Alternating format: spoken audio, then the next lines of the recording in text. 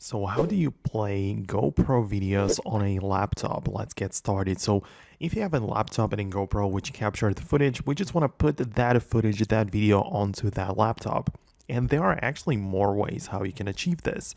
Well, the best option, if you ask me, is to literally take out the SD card outside of that GoPro and somehow connect it to that laptop, right? So if your computer has the SD card slot, then it might be simple because you can just put the micro SD in the large SD card and connect that into your computer. But if it doesn't, you will need to figure out the connection in a different way. So there are even like connectors where you plug in the actual big SD card into, and this gets connected through USB-C or even USB-A, depending on which port your laptop features.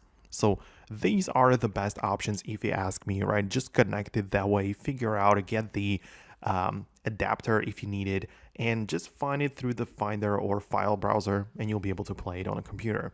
But if not, you can also just connect it directly with a cable, right? Just plug in the cable to a computer and to the GoPro, and you should also just figure out some connection that way too.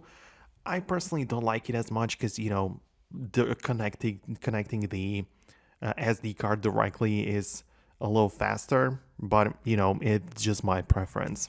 But outside of that, you can also just upload your footage to the GoPro cloud and access it from a computer, which again requires internet connection and most likely an app on your phone where you just set it up everything through the GoPro. And it is another possibility. It might be seamless in like different ways, but I literally just prefer that simple approach of just using the SD card and connecting it to a laptop, and I'm just good, right? So this is my recommendation. Let me know below in the comments which option you decided to go with, as I'm kind of curious about that. There are plenty of GoPro users, and yeah, many different options are available. So thanks a lot for watching. If you like what you see and like these quick and straight to the point tutorials and guides, then subscribe to this channel. I publish them all the time on this channel about literally anything that can help you. So go ahead and do that, and I'll see you later.